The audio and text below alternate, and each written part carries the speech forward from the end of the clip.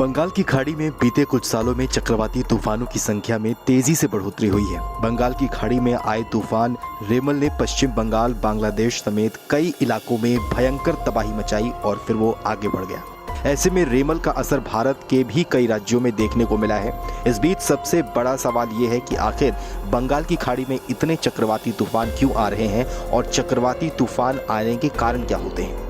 अरब सागर आमतौर पर बंगाल की खाड़ी की तुलना में ज्यादा शांत रहता है, इसलिए ज्यादातर साइक्लोन बंगाल की खाड़ी में ही आते हैं, ना कि अरब सागर में। लेकिन पिछले कुछ सालों में अरब सागर में भी आने वाले चक्रवाती तूफानों की संख्या में भी तेजी से बढ़ोतरी हुई है और इससे नुकसान भी अब काफी ज्यादा हो रहा है। जलवायु परिवर्तन की वजह से वायुमंडल का तापमान बढ़ता जा रहा है। ऐसे में बंगाल की खाड़ी के ऊपर भी तापमान पहले के मुकाबले बढ़ा है, जिसकी वजह से चक्रवाती तूफानों की संख्या में भी बढ़ोतरी हुई है।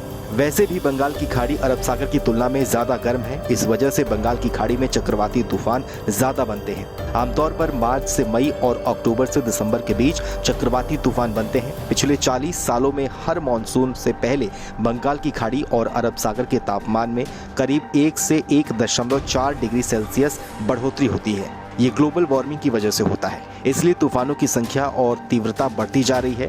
वैज्ञानिक दृष्टिकोण से भी देखा जाए तो कुछ तूफान तो बाकायदा गर्मी के मौसम में समंदर के गर्म होने के बाद बनते हैं, लेकिन बेमौसम तूफानों की वजह से होती है रैपिड इंटेंसिफिकेशन, यानी पहले तूफान की गति कम होती है जो 24 घंटे में बढ़कर 2.5 गुना से 3 गुना तक ज्यादा हो जाती है। दूसरी तरफ अरब सागर भी अब क्लाइमेट चेंज की वजह से गर्म हो रहा है, इसलिए उधर भी चक्रवाती तूफानों की संख्या बढ़ती जा रही है, जिसकी वजह से यहाँ पर ज्यादा तीव्रता के साथ चक्रवात आ रहे हैं। आमतौर पर चक्रवाती तूफान हमेशा सागरों के गर्म हिस्सों के ऊपर बनते हैं, जहाँ पर औसतन तापमान 28 डिग्री सेल्सियस के ऊपर होता है।